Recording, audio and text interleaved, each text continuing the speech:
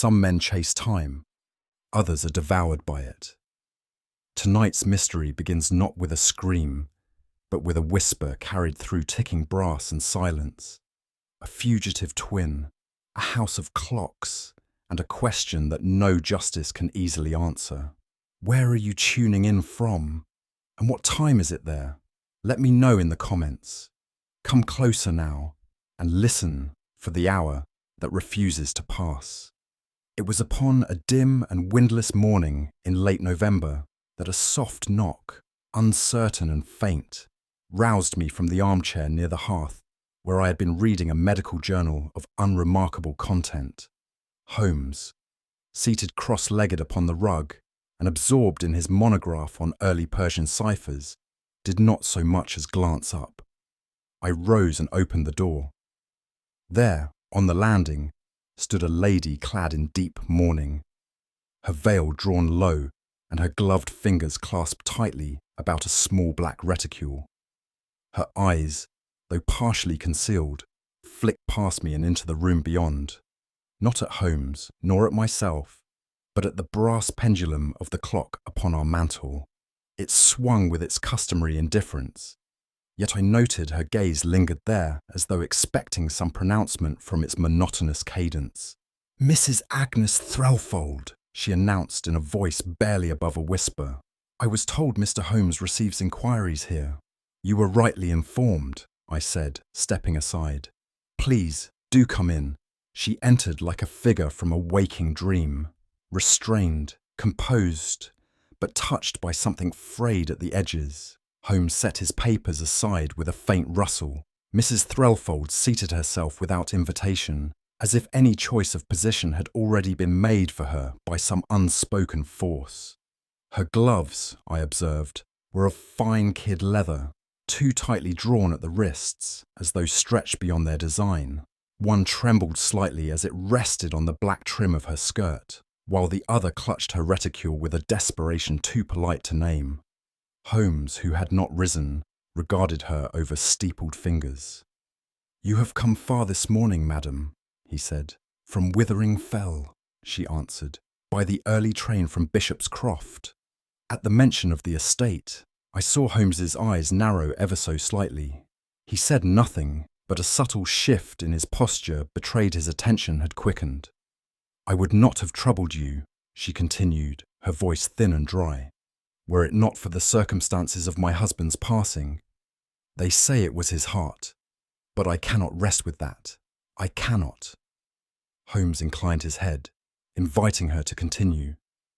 She paused, her eyes darting once more to the clock, whose ticking now seemed unusually loud in the quiet room. "My husband, Horace Threlfold, died 3 nights past," she began, her voice steadying as if at last committed to speech.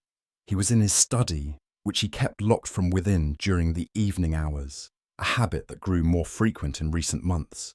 I was in my chamber above when it happened." She paused, drawing in a shallow breath. "There was no sound," she said. "No cry, no collapse, nothing. Only the clocks." "The clocks?" I asked. "There are 7, she replied, her eyes not leaving the firelight, "all mounted on the east wall of his study. He called them his sentinels." "And what of them?" Holmes prompted, his tone neutral. "They struck," she said, "all of them, at once. That is what brought me down." "Were they connected?" She shook her head. "No, that is what I cannot explain. They are all separate. Mantel clocks, table clocks, even a carriage clock from Vienna. Different mechanisms, no shared cord or circuit. Yet at precisely the same moment they each struck the hour, though it was not an hour." "Then what time did they mark?" Holmes asked. She looked directly at him. 8:47, she said. A time that meant nothing and everything. "His obsession began, I think, in spring," she continued, folding her hands with such care that the gesture seemed almost mechanical. "He grew fascinated with precision, not merely punctuality, but something far deeper, an alignment, as he called it. The clocks were only the beginning." She described nights where Horace would pace the halls, murmuring to himself about intervals and measurements, setting and resetting his timepieces to the nearest second. At times he would awaken her to ask what hour she believed it to be, though the bedside chronometer sat within arm's reach. He had grown increasingly withdrawn. Meals were missed. Letters remained unsent. The household had fallen into a pattern of cautious silence, careful not to intrude upon his temporal calculations. When asked what troubled him, Horace would only reply, "I must hear them breathe together." "The clocks?" I asked, bewildered. "Yes," she whispered, as though he believed they had souls, and he was responsible for making them speak in unison. Holmes remained still, but the corners of his eyes had narrowed slightly. I could sense the rhythm of his thoughts, measuring, comparing, arranging, like the internal workings of a finely made timepiece beginning to turn. "There is something more," she said, her voice now lowered to a conspiratorial hush, as though the clocks of Baker Street themselves might overhear her. "They were not wound," I started. Holmes made no sign. "I tended to them myself." That was his instruction. 2 days before his death, I was told to cease. He said they must be left untouched, unaltered, and so I obeyed. Her gloved hands twitched in her lap. "When they sounded," she continued, "it was not like any hour I have known, not 12 bells, nor a single tone. Each gave its own chime, as if awakened from sleep, but they did so together, not in succession. Together." I opened my mouth to respond, but Holmes forestalled me. "Was the door still locked when you reached him?" "Yes, the key was in his pocket. There were no signs of disturbance. His face bore no mark, no contortion. He looked, if one can say so, at peace." Holmes slowly rose and walked to the window. He looked out upon the ashen sky above Baker Street, then back at the woman who now sat like a statue of grief. "There are few sounds stranger," he said softly, "than silence that follows a chime." He resumed his seat, fingers tapping once against the arm of the chair. "What position was the body found in?" She answered promptly. "Seated in the armchair beside the hearth, one hand resting on the arm, the other in his coat pocket." "No notes, no papers?" "Nothing but the clocks and the fire, which had burned low." Holmes nodded. "And the windows?" "Latched from within, no footprints on the terrace. The constable examined them himself." "Very well," Holmes said. He steepled his fingers again, but this time his gaze drifted not to the client, nor to me, but to the silent clock above the fireplace. "I should like to visit Withering Fell," he said at last. "Tomorrow, if that may be arranged." Mrs. Threlfold gave a slow, deliberate nod.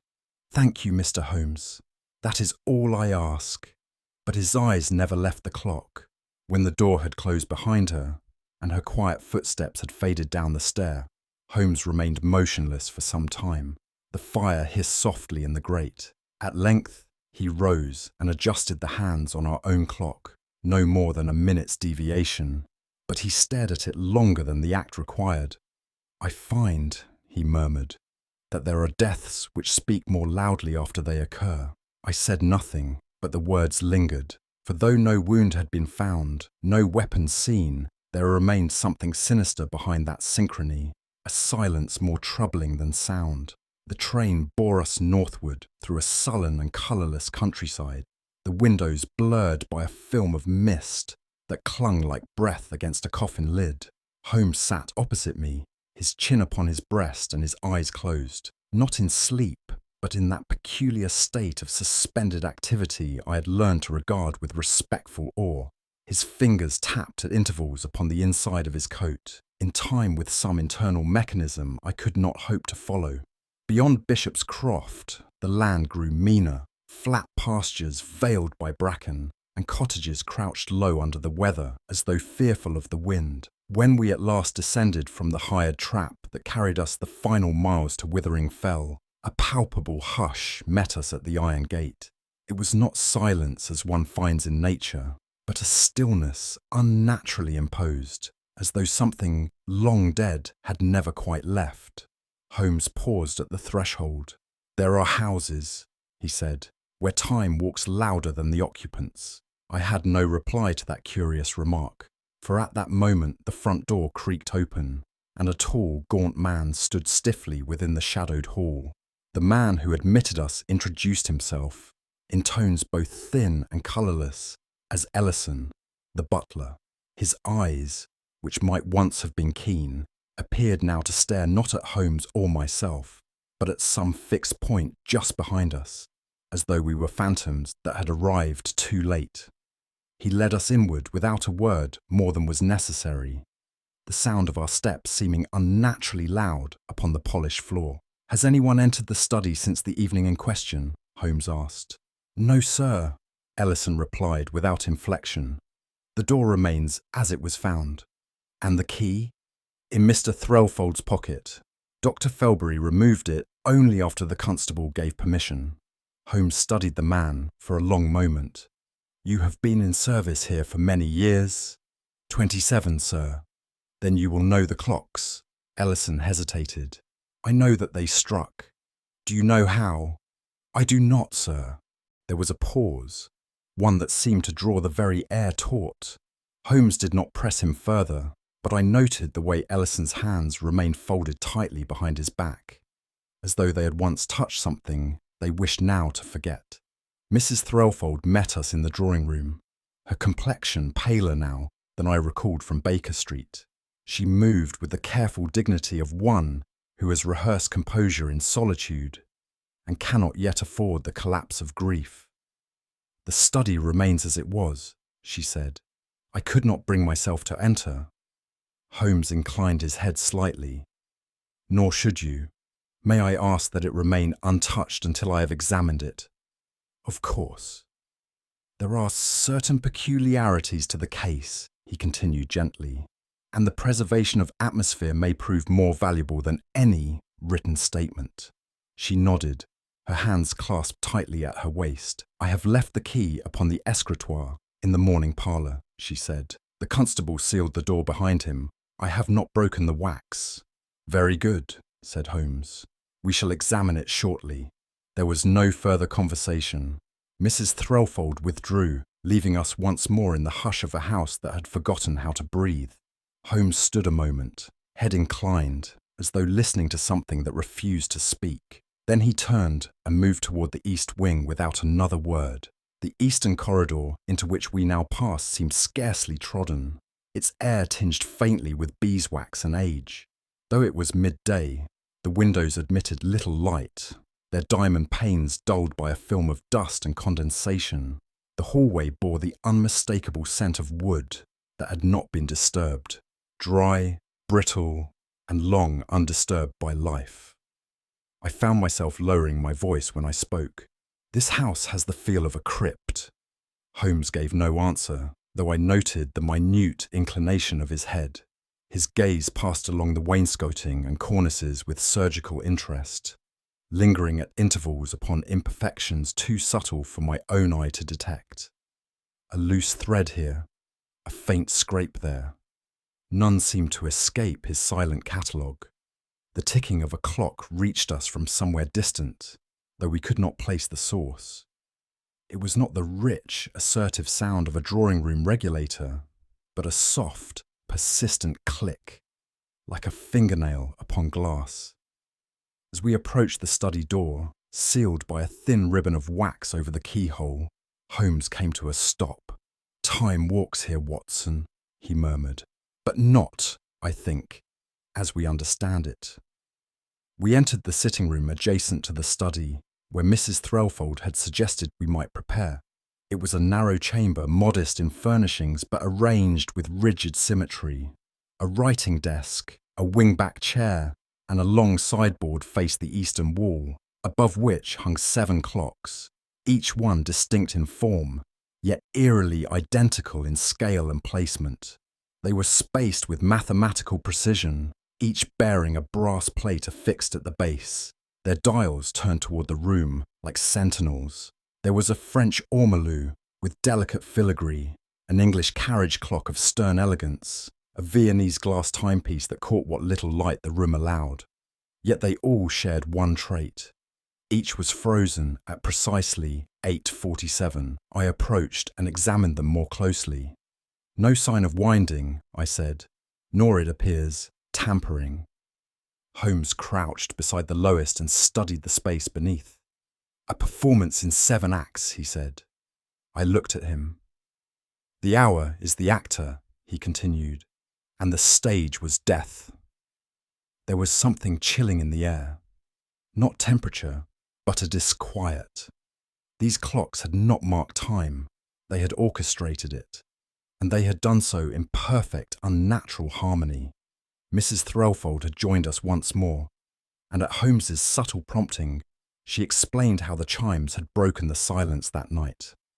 They struck together, she said, not in sequence, no delay between them, one sound, 7 voices. They are not linked, Holmes asked. No, Horace would not allow it. Each was to keep its own character. He said they must be independent, but unified. Holmes's brow darkened. And they all struck the same hour? Not an hour, she said, her voice barely audible. 8:47, not the quarter, not the hour, not midnight, a moment of his choosing. Holmes turned again to the clocks. It takes considerable planning, he murmured, to make separate things act as one. A conductor, perhaps, with a hidden baton. Or a purpose, I said. Holmes did not answer. His attention was fixed now on the Viennese clock, his eyes tracing the fine bevel of its base. He reached, but did not yet touch it, as though proximity might unseal something not yet ready to speak. There was something unnatural in the idea of time made obedient, not measured, but summoned. I could not shake the sense that these clocks had been waiting for us. Holmes stepped back at last and surveyed the wall in its entirety. His gaze moved not over the clocks themselves, but the spaces between them, as though seeking not instruments but intervals. He spoke at last, low and deliberate. A man does not arrange 7 clocks so precisely unless he intends them to say something together. And what message have they spoken? I asked. He gave a faint, unreadable smile. That is what we have come to decipher. But mark me, Watson, this is not the precision of order. It is the precision of obsession. I felt, in that moment, a chill that had nothing to do with the draught from the east-facing windows. There are designs, Holmes continued, that soothe the mind. These do not. This is not geometry. It is ritual. He turned then, silently indicating we would proceed to the sealed study, and as we moved away, I glanced once more at the wall of silent clocks and felt the unease of a man who has entered a room long prepared, but not for him. Holmes inserted the key with delicate precision, as though disturbing some fragile equilibrium. The lock gave way with a reluctant click, and the door creaked open, releasing a breath of air stale with disuse, and something else, something faint, metallic, and curiously still. We stepped into the late Mr. Threlfold's study. It was a modest chamber, yet one which bore the unmistakable imprint of a mind not at rest. The curtains were half drawn, letting in a thin blade of grey light that struck the desk and divided the room unevenly. Nothing had been touched. The ash in the grate was undisturbed. A teacup stood on the corner of a side table with the slightest ring of dried liquid at its base, and beside the hearth rested an armchair with the subtle impression of a departed weight. The air hung about us with a peculiar texture, as though we were not intruders, but latecomers to a performance that had already concluded. Holmes moved not with haste, but with a reverent calculation, his eyes flicking to corners, shadows, and surfaces with the instinct of a predator who knows its quarry has passed, yet left traces too faint for the untrained eye. I said nothing.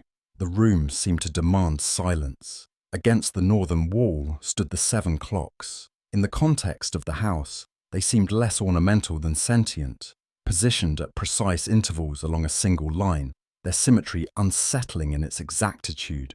No dust had gathered upon their faces. though the rest of the study bore a fine veil. Holmes stepped forward, and I watched him draw his hand across the space between two of them without contact, as though measuring some invisible field. "They are not identical," he murmured, "but they have been made to behave as such." He crouched before the fourth, then the fifth, tilting his head with avian focus. I noticed the smallest inconsistency. One clock appeared to sit fractionally lower than its neighbours. "This one," he said softly, "has been rehung." I leaned in. Surely that may be explained.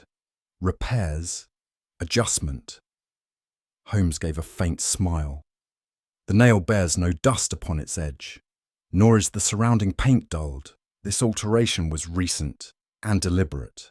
I examined the others more closely. While the differences were minute, they seemed to share a common rhythm, as if arranged by a mind determined to make them speak with a single voice. Holmes placed his fingertips lightly upon the base of the rehung clock.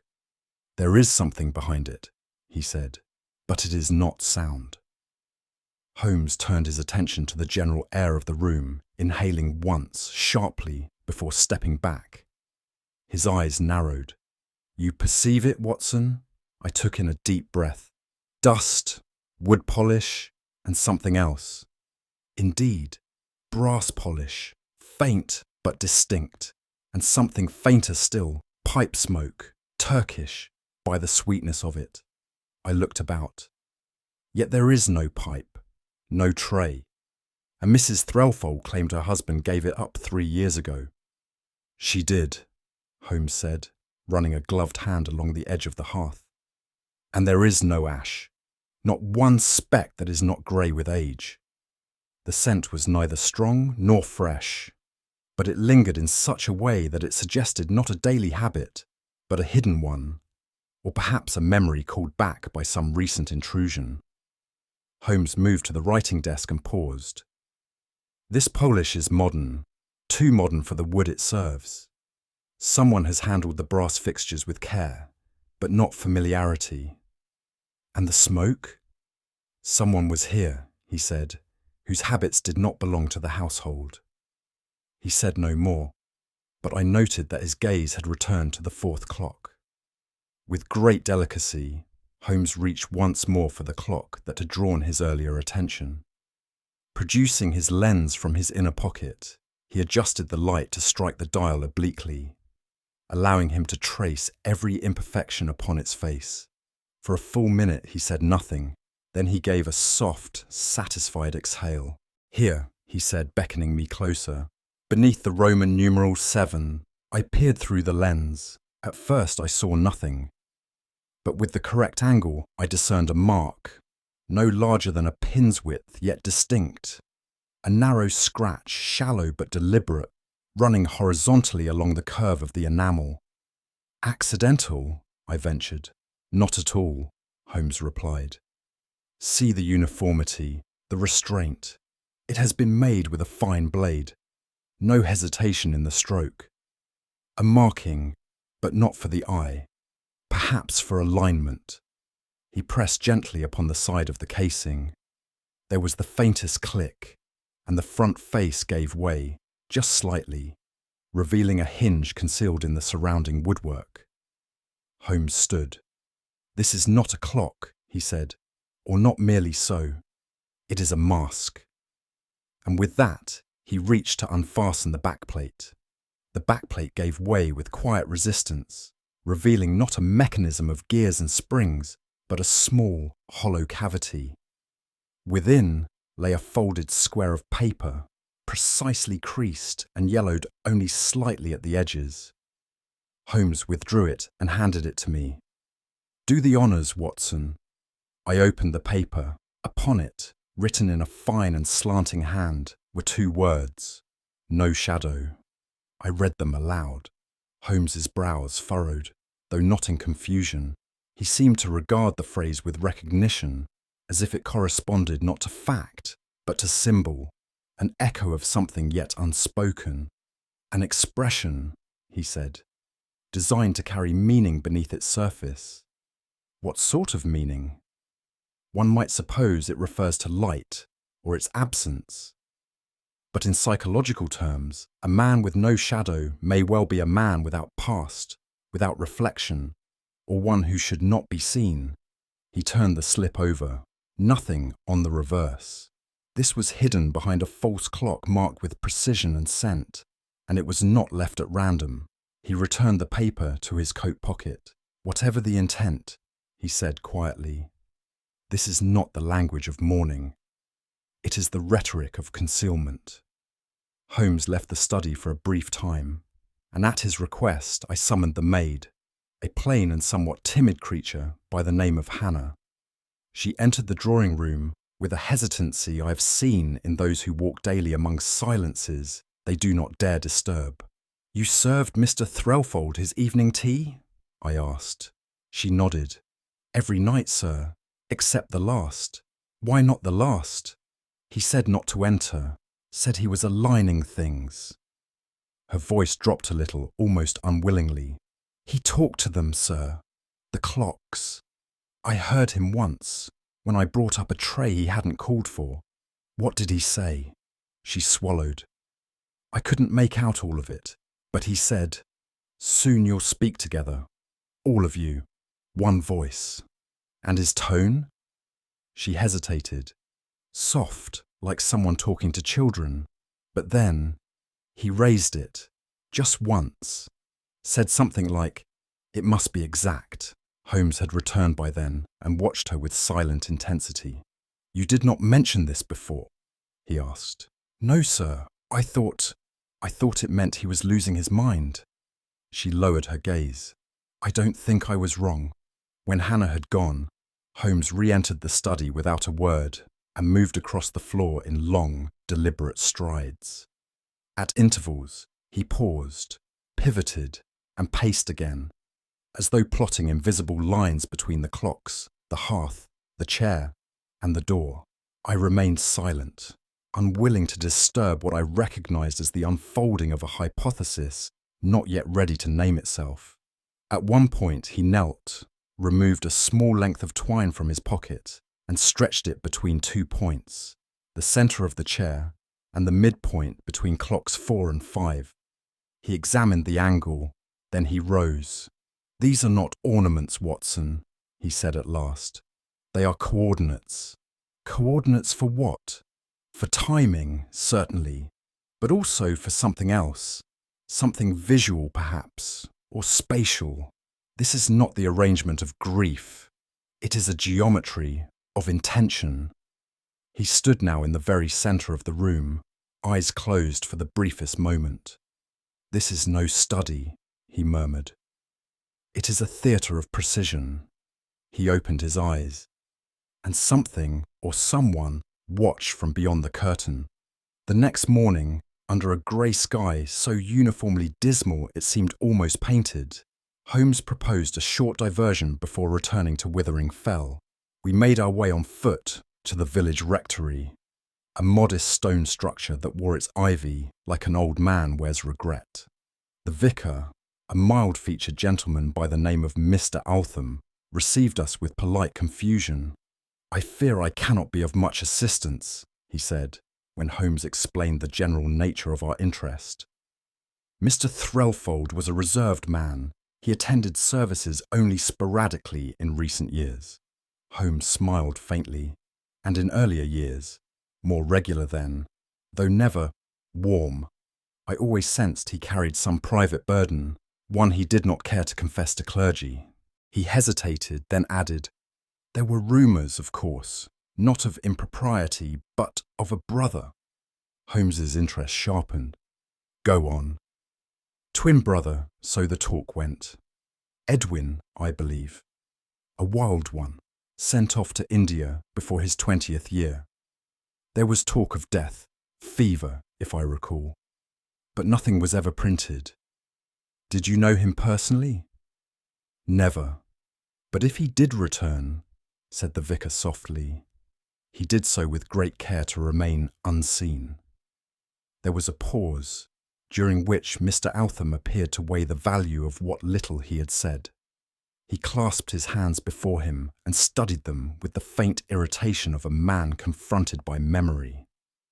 There was, however, he continued, one curious remark made to me some 6 or 7 years ago by Mrs. Gresham, the widow who tends the vestry linens, a harmless sort, though prone to misremembering names. What did she say? I asked. She claimed, quite firmly in fact, that she had seen Mr. Threlfold enter the greengrocer's on a Thursday morning, and again that same afternoon, walking past the smithy in different attire. A common enough occurrence, Holmes offered neutrally. Indeed, except she swore he wore a limp in the morning and none at all in the afternoon. Holmes's expression did not alter, but his eyes narrowed almost imperceptibly. I asked her if perhaps one sighting had been of someone similar in appearance. She said, and I quote, "No, sir, it were him." But it weren't him either. The vicar shook his head. I had dismissed it at the time, but in light of your inquiry, perhaps there is more beneath the soil than we'd presumed buried. From the rectory, we proceeded to the village's single horologist, a cramped shop tucked between a shuttered tobacconist and an apothecary with yellowed windows. The interior was warm and close, thick with the smell of oil and brass. A slow tick-tick-tick from a dozen wall clocks provided a metronomic backdrop as Holmes engaged the proprietor, a Mr. Cribbin, stooped, white-haired, and as neat as the rows of pocket watches displayed behind him. "Mr. Cribbin," Holmes began without preamble, "have you done any recent work for a Mr. Horace Threlfold of Withering Fell?" The man blinked. "Why, yes, sir. A rather peculiar commission. About a fortnight ago." He shuffled to a cabinet and withdrew a narrow ledger. "Here it is. He came in alone, mid-morning, requested a custom casing for an existing mechanism he'd found in the continent. Said he wished for a mirrored face. Told me, quite seriously, that he wanted the hands to appear as though they moved in reverse." I exchanged a glance with Holmes, who merely said, "And did you complete the work?" "Oh, yes. Delivered it myself to the estate. Odd little timepiece, if you ask me. Gave me the shivers." Holmes nodded. "And did Mr. Threlfold receive it personally?" "Well now, that's the thing. He didn't." Mr. Cribbin scratched his chin. "It was a man who answered the door. I took him for a servant. Pale fellow. Gave his name as Ellison, but I didn't catch his manner as particularly domestic. He paid in full and said Mr. Threlfold was unwell." Holmes's gaze lingered on the ledger. "You said the clock gave you the shivers. Why?" "Something in the look of it. It wasn't just the mirrored face. It was how the mechanism behaved. The hands ticked backward, sir. Backward. Deliberately. I designed that way, so the hours chased each other in reverse. It unsettled me." "An illusion of reversal," Holmes murmured, "as though time itself could be turned on its heel." Mr. Cribbin nodded. "When I asked what it was for, he told me, 'It is not to measure time. It is to hide from it.' I thought he was being poetic, but I recall now, there was something in his eyes I didn't much like." Holmes thanked him, and we took our leave. Outside, the bells of the parish church rang the half-hour. Behind us, the clocks within the shop continued ticking. Some forward, some not at all. We paused beneath the lich gate of the churchyard, and Holmes drew from his pocket the thin slip Mr. Cribbin had given him, a carbon duplicate of the original order. His eyes moved swiftly across the printed lines until they settled on the signature at the bottom. "Observe, Watson." I leaned closer. "Horace Threlfold. Look again." It was not until he pointed that I saw it. The penmanship was identical to the known signature, save one detail. The capital T in Threlfold was swept in a flourish, inconsistent with the older man's restrained style, too exuberant, too theatrical. "An imitation," I said. "A fine one," Holmes replied. "But no shadow falls from a reflection." I considered the phrase, and at once recalled the paper hidden behind the false clock. Holmes folded the slip and returned it to his coat. "We have, I believe, met the author of that message, and you believe it to be Edwin Threlfold?" "I believe we are watching a man who does not wish to be watched," Holmes said quietly, "and who has used time itself as his disguise." Our path curved back through the bare-limbed trees toward Withering Fell, their branches creaking softly in the breeze like tired joints. Holmes walked ahead, hands clasped behind his back, his head bowed as though listening to the gravel beneath his steps. "Time, Watson," he said suddenly, "is not merely what we measure. It is also what we flee." I said nothing, sensing the thought had not yet reached its conclusion. This clock he commissioned. It was not to tell him what hour it was. It was to refuse the hour, to reflect it falsely, to send it away from him. "Time meant not to be kept," I murmured. "Precisely." He paused, looking up at the distant silhouette of the house. "A guilty conscience does not count hours forward. It waits for them to vanish." His voice was low, almost inaudible. "And some men, fearing what is ahead, will go to great lengths to walk backward." As we approached the threshold of the house once more, the phrase returned to me like a whisper rising through fog. No shadow. "Holmes," I said, "have you noticed? Everything we've uncovered, it feels arranged, not just hidden, staged." Holmes regarded me with a quiet expression.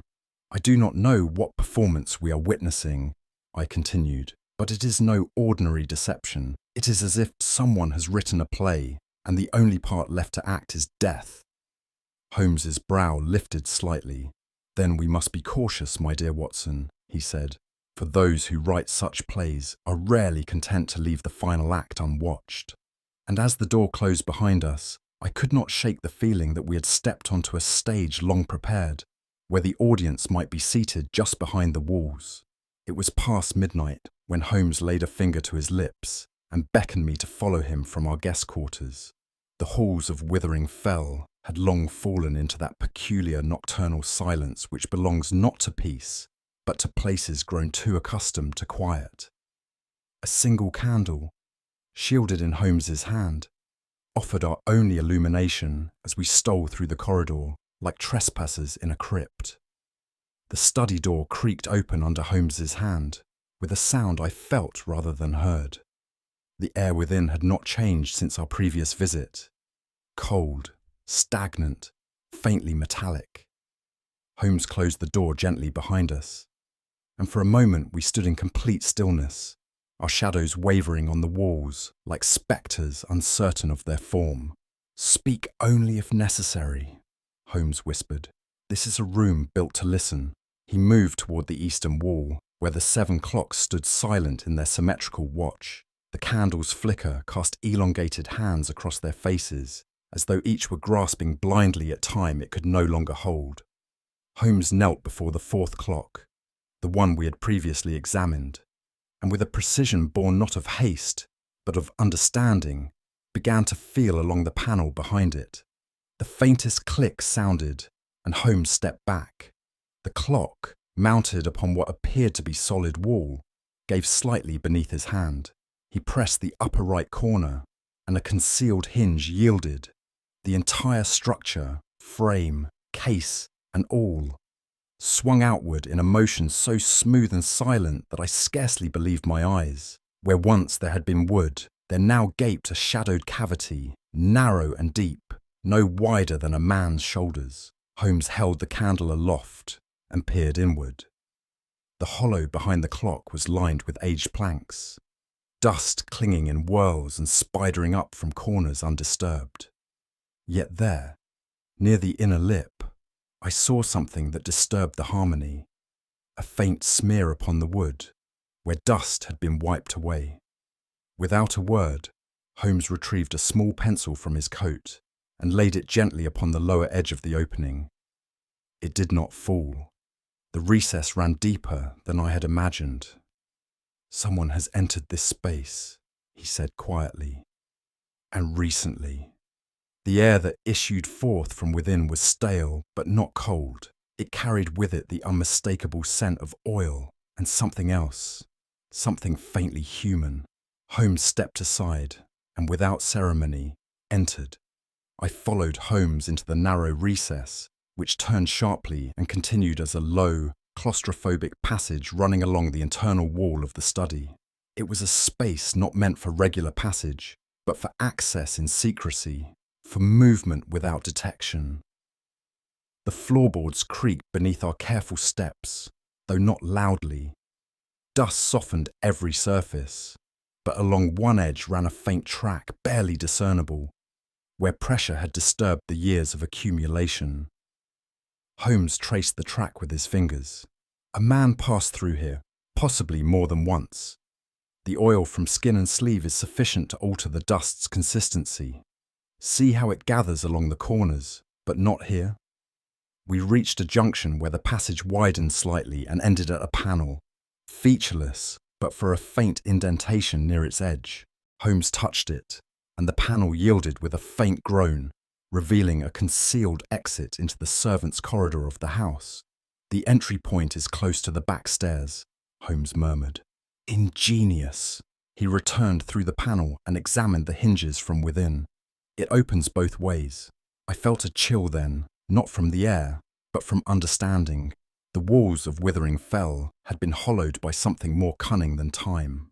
Not 10 paces beyond the false panel, we discovered a second cavity, wider than the corridor, but scarcely tall enough to stand within.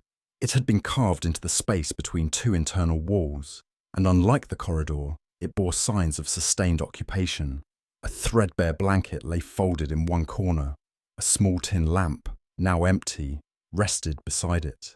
And facing outward toward the study through a horizontal slit no larger than a postage stamp, a wooden chair stood rigid, square to the opening. Holmes crouched and examined the slit. The view would align perfectly with the armchair by the hearth, he said. From here, one could observe every visitor, every gesture. The dust in the chamber was thicker, but uneven. Near the slit, the boards were bare. A faint ring on the floor suggested a vessel, perhaps a flask, had rested there for some time. I said nothing, for the implications had begun to crystallize. This, Holmes said, was not simply a hiding place. It was a theatre box. He gestured to the slit. Our Mr. Threlfold sat in the light of his study, unaware that every hour he marked was being silently witnessed. The candle flickered as Holmes stood. Not every chamber is built to be entered. Some are built to observe. Holmes knelt once more beside the wooden chair, his fingers grazing the worn slats with clinical precision. He produced a small glass vial from his pocket and touched its edge to a faint smudge upon the wallboard. The residue, dark and viscous, clung momentarily before dissolving into the transparent liquid. Lamp oil, he said, used sparingly. Whoever watched from here wished not to be caught, but did not wish to miss anything. He turned his attention to the floorboards. One corner bore a scuffed indentation, shallow, but not naturally formed. See here, he said, indicating the mark. Someone shifted their weight repeatedly. The grain is worn in a pattern of use, yet no boot marks. He came without dirt. I stepped back instinctively, struck by the logic of it. Stocking feet, Holmes murmured. Or perhaps slippers. Something soft, and the dust displaced along the edge of the slit suggests more than mere presence. It suggests movement. He leaned forward. Often. The air was thick with implication, though the room remained utterly still. Such a man, Holmes continued, does not merely watch, he waits. And waiting implies purpose.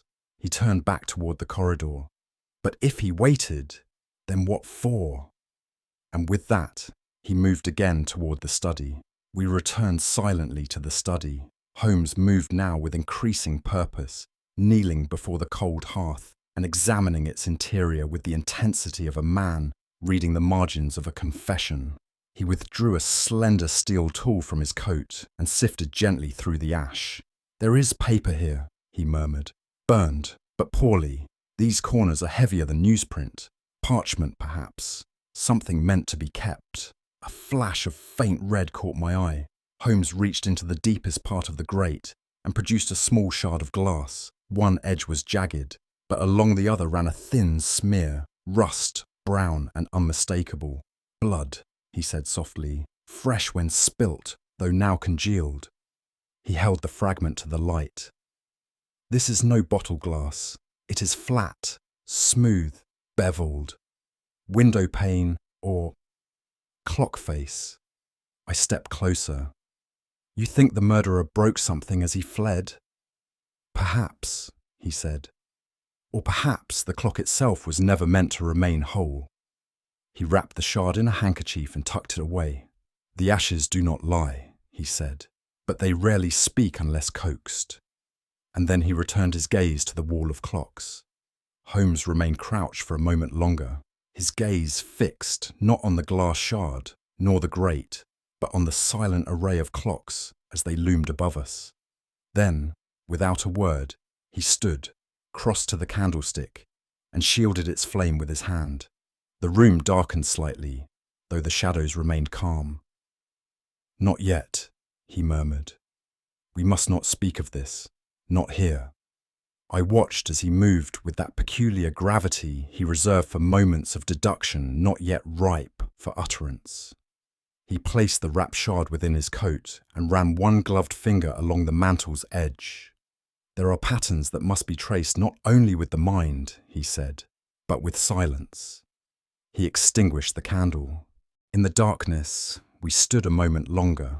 No footsteps echoed, no voice stirred, but the sense of another presence, whether past or yet present, remained thick upon the air. Without a further word, Holmes turned the latch and stepped out into the corridor. I followed. Behind us, the clocks remained still, yet I could not help but feel they were listening still, waiting, as they always had, for the next appointed hour. Holmes had scarcely spoken since our return to Withering fell, save to request that Mrs. Threlfold meet us in the drawing room.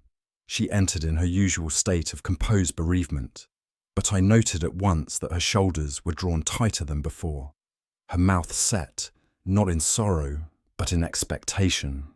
Holmes did not rise. He regarded her for a long moment from the high-backed armchair beside the hearth, the fire casting flickers along his sharp features. Then, without preamble, he asked, Mrs. Threlfold, did your husband have a brother? The effect was immediate. Her eyes widened fractionally, and her gloved hands, folded neatly upon her lap, tightened. She did not answer at once, nor did she pretend to mishear. Instead, she looked down, as though the pattern in the rug might offer her refuge from the question. That, she said at last, is not a name we speak in this house. Holmes inclined his head slightly, but said nothing. I had hoped, she added after a pause, that you would not need to ask it. You knew I would. She nodded. Yes, I knew.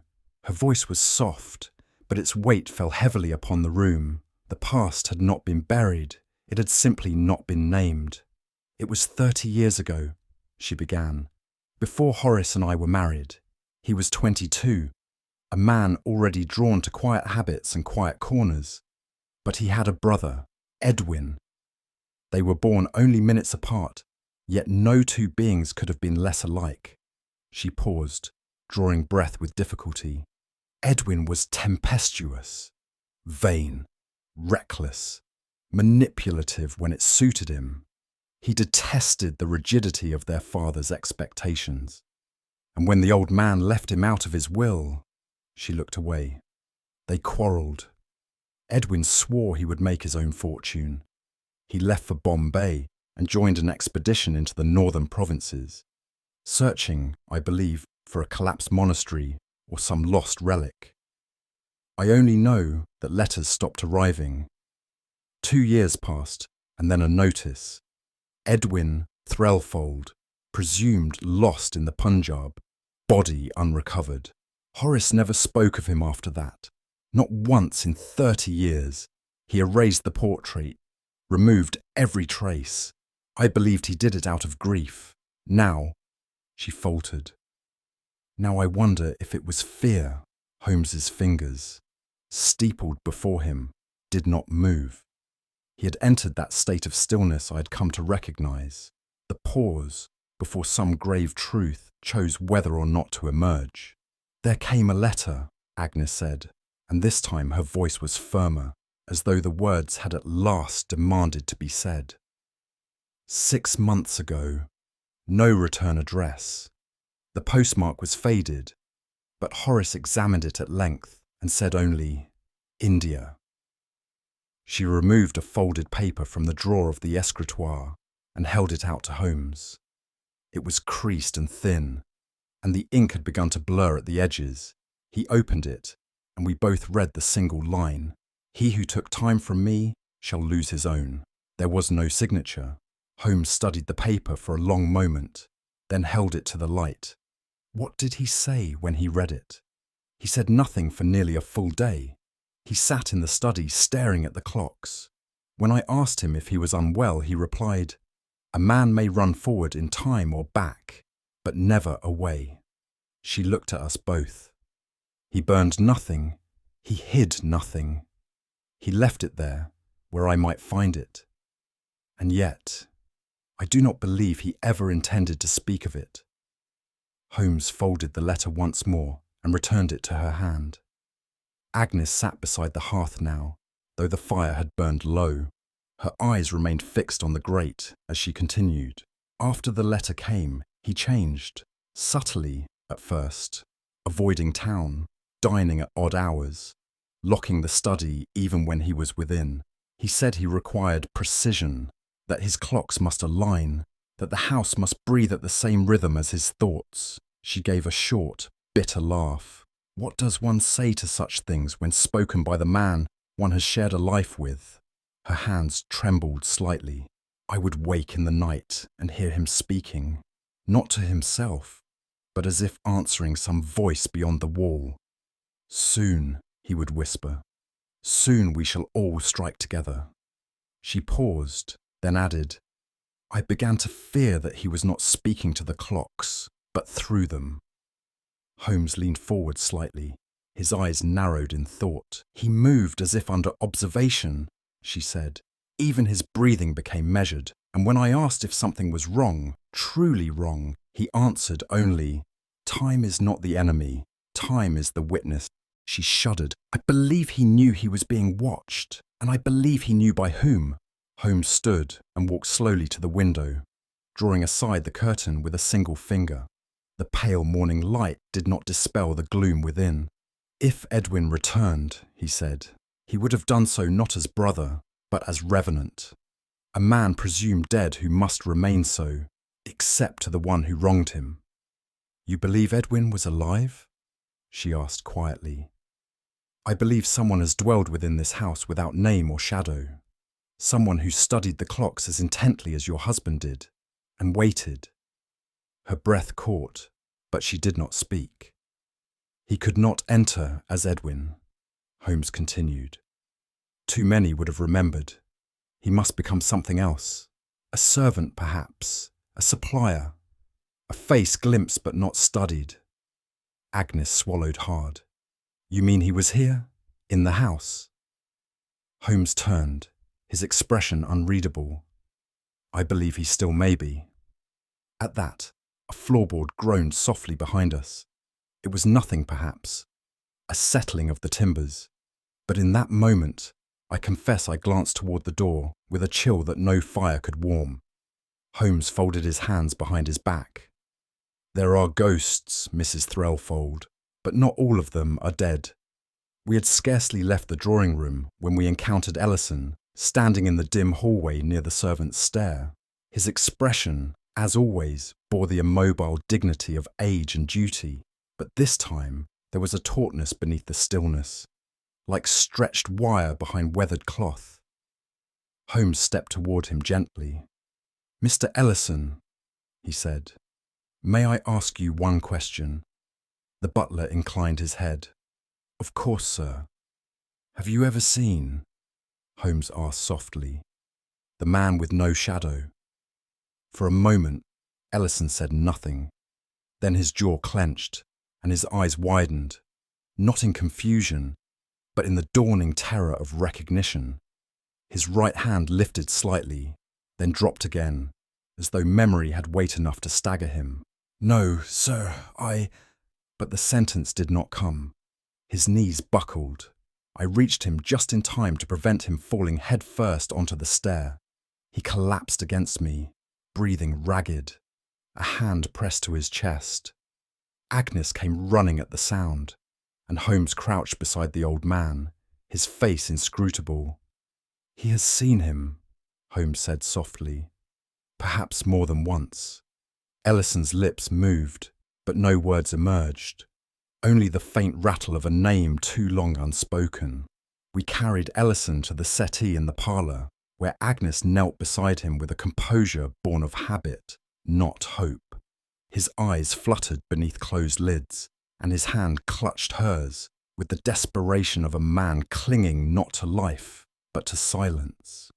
Holmes stood apart, one hand resting lightly upon the mantel, his gaze fixed on the dying embers in the grate.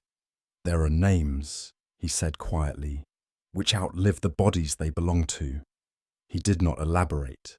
Outside, the wind stirred in the trees, and somewhere within the house, a clock began to tick again, softly, rhythmically, with a beat that sounded, in that moment, less like time and more like breath.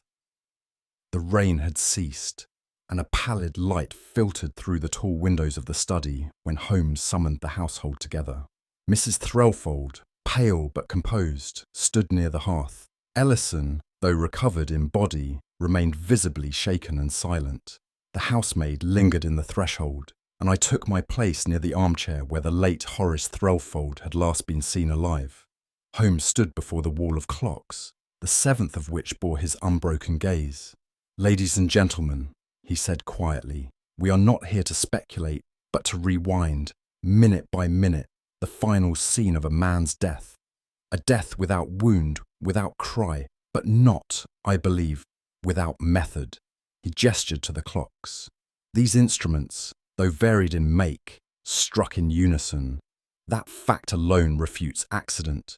Yet it is not the chime that killed your husband, Mrs. Threlfold, but the moment that followed it." He stepped forward and placed a hand upon the fourth clock. "One among these is not what it appears, and in that deception lies both motive and means." I saw her breath catch. Holmes looked to me once. "Let us then," he said, "win the clock back." Holmes's fingers moved with a deliberate precision born of certainty. He reached for the fourth clock, the one we had already examined in darkness, and pressed its base gently. It gave way as before, but this time he unlatched the face entirely and laid it bare for all to see. Within, instead of the expected complexity of wheels and escapements, was a hollow cavity, neatly lined with brass, and within that, a device wholly foreign to the function of timekeeping. No mainspring, no pendulum, no balance wheel. Only a chamber flanked by wires and a small glass phial sealed inside. A murmur passed through the room. Even the butler took a half step forward, as though compelled by instinct. Holmes turned toward us. "This is not a clock. It is a disguise, and not a recent one. This construction required months, perhaps longer. Observe the finish, identical to the others. The weight, however, is subtly lighter, and the sound of its tick, non-existent." He raised the false clock and gently turned it about. "No craftsman in England fashioned this. It is continental, German, I suspect, though its true function is universal." He paused, then tapped the casing. "It is, in essence, a vessel, and like all vessels, it was made to release." Holmes produced from his pocket a slender tool of German steel and inserted it into the panel beside the false clock's hollow. With a deft turn, he exposed a secondary compartment within which lay a tightly wound coil and a delicate gearwork that connected, through a hair-thin wire, to the rear casing of each adjacent clock. "Synchronization," he said. "An artificial conductor, hidden within the wall itself, linking this central mechanism to its 6 neighbours. Each clock struck not by coincidence, but by design, and when they did, at precisely 8:47, this chamber was triggered." He withdrew the glass phial with extreme care and held it aloft. It has been emptied, he noted, but residue remains. A pale crystalline dust. Cyanide compound, I would wager. Insoluble in water, but volatile under pressure. The heating of the mechanism at the moment of chime would suffice to fracture the seal. He returned the phial gently to its nest. There was no smell, no smoke, only the moment, chosen in advance. Mrs. Threlfold's eyes were fixed upon the device. She did not move. And so, Holmes concluded, the chime marked not the hour, but the interval between heartbeat and its last. He turned slowly toward the secret panel. But he was not alone. Holmes moved to the hearth, where the late Horace Threlfold had been discovered. He gestured for us to observe the line of sight from the chair to the wall of clocks. At 8:47, your husband sat precisely here. He was, by all appearances, at ease. No signs of struggle, no outward distress. That is because the toxin he inhaled acts swiftly, coagulating the heart's rhythm within seconds, leaving the muscles relaxed, the features undisturbed. I nodded grimly, recalling the physician's note: heart failure, absent pain, or contortion. The clocks struck simultaneously, Holmes continued. Their sound masked the faint click of release. The mechanism expelled its contents into the air for no more than a second, but it was sufficient. He turned back toward the false clock. Note the height, precisely aligned with the seated man's head. And the room was sealed, I added. No windows open, no trace of poison. Correct. What is more, this murder left no footprint, no blade, no bruise. Only time. A time of the killer's choosing. The silence that followed was profound. Holmes's eyes narrowed, and it was chosen, I believe, to be witnessed. And with that, he turned back toward the hidden cavity behind the wall of clocks. Holmes stepped before the false panel in the wall, the one that had masqueraded as plaster, but concealed within it the narrow corridor we had discovered by candlelight. He turned to the assembled household. There is more than one way to commit murder, he said, and more than one way to observe it. He pressed gently, and the panel swung inward. The corridor yawned open beyond. This passage, cleverly routed behind the east wall, terminates in a hidden cubicle. A chamber no larger than a cupboard, facing the very place where Mr. Threlfold died. He looked to Agnes. I regret to tell you, madam, that your husband was watched as he perished, not merely murdered, but measured. Her hand went to her mouth. Holmes continued. The observer remained unseen, undetected, perhaps for days. The dust in the passage tells of repeated use. The oil lamp ring, the scuffed floorboard. This was not a chance viewing. It was a vigil. He raised his hand toward the viewing slit. To see and say nothing, to bear witness without intervention, is itself a kind of sentence. He turned away from the darkness, and I believe the man who waited in silence was named Edwin. Holmes walked calmly to the fireplace, and from his coat produced a small silk bundle. He unfolded it with care, revealing the shard we had found among the cold ashes. Its edge caught the light. A sliver of beveled glass, too fine for common wear. This, he said, once belonged to the 8th clock, or rather, to its mask. When the mechanism triggered, the backplate was loosened. In haste, perhaps panic, the killer attempted to retrieve or destroy it. He raised the shard. But haste is the enemy of control. The cut was deep. There are traces of blood, human and recent. He stepped closer to Ellison, whose colour had drained again. The injury bled onto the floor, but it was concealed. The shard was cast into the fire, perhaps in desperation. He looked once more at the glass. There are no fingerprints, wiped, no doubt. But the blood was not washed. There is iron beneath the soot. He turned then to the others. And so, we know 3 things. The weapon was chemical, the delivery precise, and the witness was more than a witness. He was a brother, one returned not to forgive, but to record the moment justice struck in silence. Holmes stepped away from the fireplace and let the room fall into stillness once more.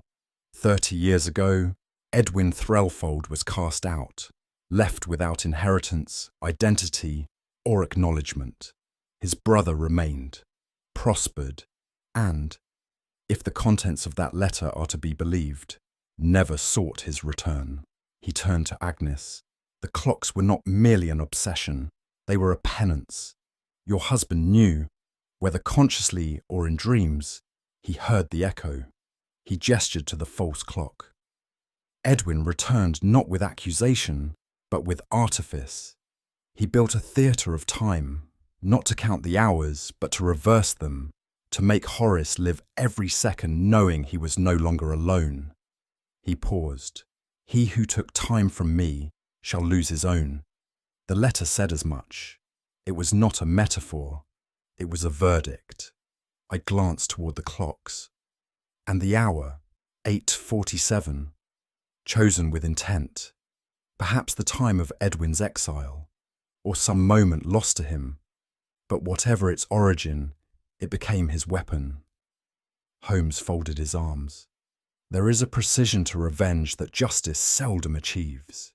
Edwin did not kill in anger. He killed in measure. And then, quietly, time was not his enemy. It was his accomplice. It was at Tilbury Docks, beneath a sky of uncertain grey, that Inspector Langford found his man. The Lisbon-bound steamer Santa Iria had not yet left the moorings when two plainclothes men boarded her under quiet orders, their eyes trained not on the manifest, but on a man who had none. He was found in the second-class cabin, seated calmly by the porthole, his trunk already secured below. His papers bore the name of one Harold Bexley, an exporter of fine oils, but the ink was too recent, the photograph too aged, and the man himself too still, as though waiting not for a voyage, but a verdict.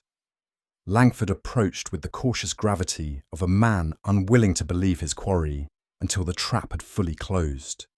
When he spoke the name Edwin Threlfold, the suspect did not deny it.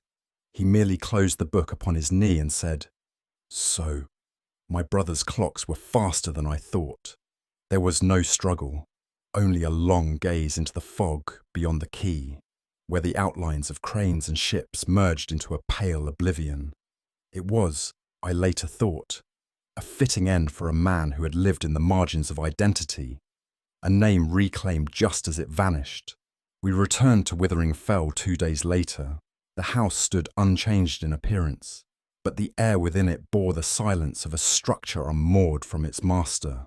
The clocks had ceased their vigil. No sound greeted our entrance save the groan of old timbers and the faint whisper of wind pressing against the windows. Holmes moved with quiet purpose to the study, his eyes passing over the 7 clocks arrayed along the wall. He stood for a moment before them, then gestured to the waiting constable. "These 6, he said, pointing one by one, "are to be dismantled, carefully, each gear, spring and housing catalogued. Their work is done." He paused before the 7th, the oldest. An antique long case of oak and brass, its pendulum arrested in mid-swing. "This one remains," he said softly. "A relic, not a weapon." The constable looked to me, puzzled but said nothing. I knew better than to ask. Holmes's eyes lingered on the last clock, as though reading a verse written in iron and time. Then he turned away, and the room seemed to exhale, its breath released at last.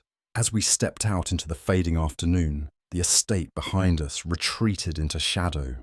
Holmes paused upon the gravel path, one gloved hand resting lightly on the iron gate. "I sometimes wonder, Watson," he murmured, "how far a man must go before the instruments he builds to keep order become the very things that undo him."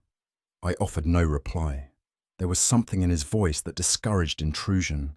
He continued, almost to himself, "Clocks, calendars, ledgers, what are they?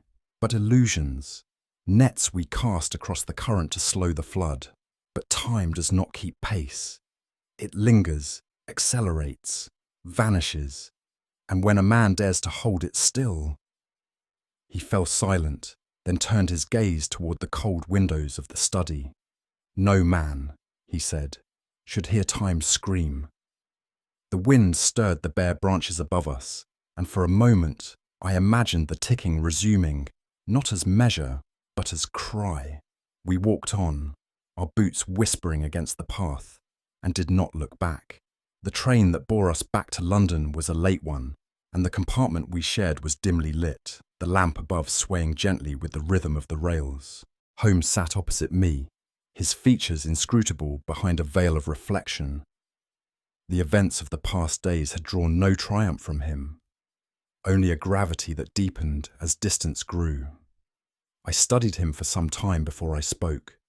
"Holmes," I said at last, "do you believe justice was done?" His gaze did not shift, but his brows drew faintly together. "I cannot say, Watson," he replied after a pause. "I have delivered a man into the hands of the law. Whether the law shall understand what it holds is another matter entirely. But the victim, Horace, was not blameless," he said, "and his killer was not mad. It is a rare thing when crime arranges itself so neatly that one might declare its edges clean." I looked to the window. The countryside slipped by in streaks of darkness and frost. "There is a difference," Holmes added quietly, "between justice enacted and justice earned." He leaned back then, his hands steepled beneath his chin, and a curious light returned to his eyes. Not satisfaction, but something closer to somber revelation. "I have seen men build shrines to many things, Watson. Ambition, vengeance, science. But Threlfold, he built his cathedral to time." He paused. "Not merely as a collector, nor even as a man obsessed with punctuality.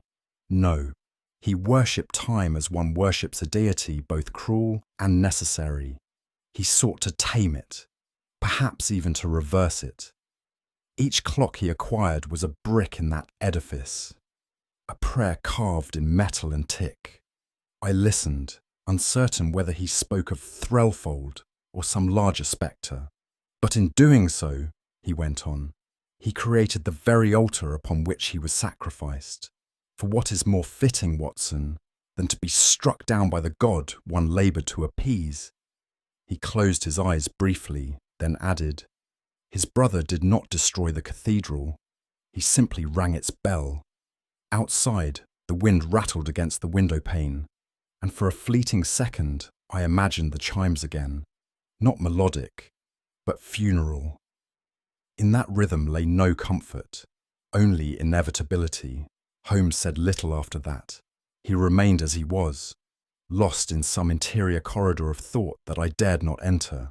The train's motion grew gentler as we neared the outskirts of London, but the air within our compartment seemed oddly suspended, as though time itself held its breath.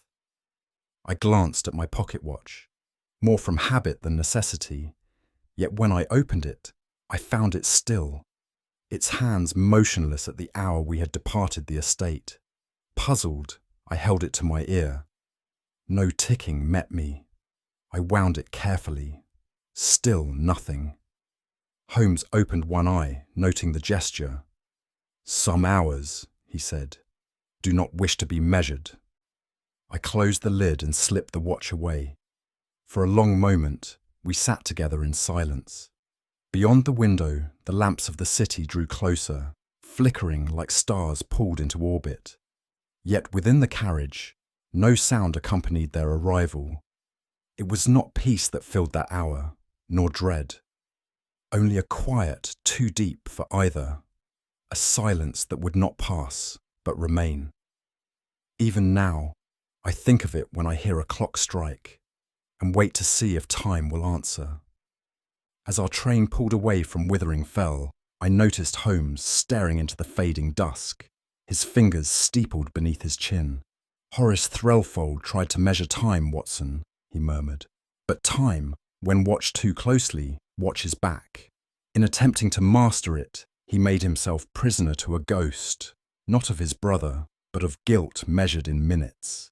I said nothing, for there was a silence in that carriage which even my pen could not easily chase. What do you believe was Edwin Threlfold's true motive? Vengeance for lost years? Or the desire to erase the man who had dared outlive him? Tell me what you think in the comments. I'd be most curious to read your theories. If this mystery intrigued you, do share it with a fellow detective at heart and subscribe for more stories where time, truth, and shadow intertwine.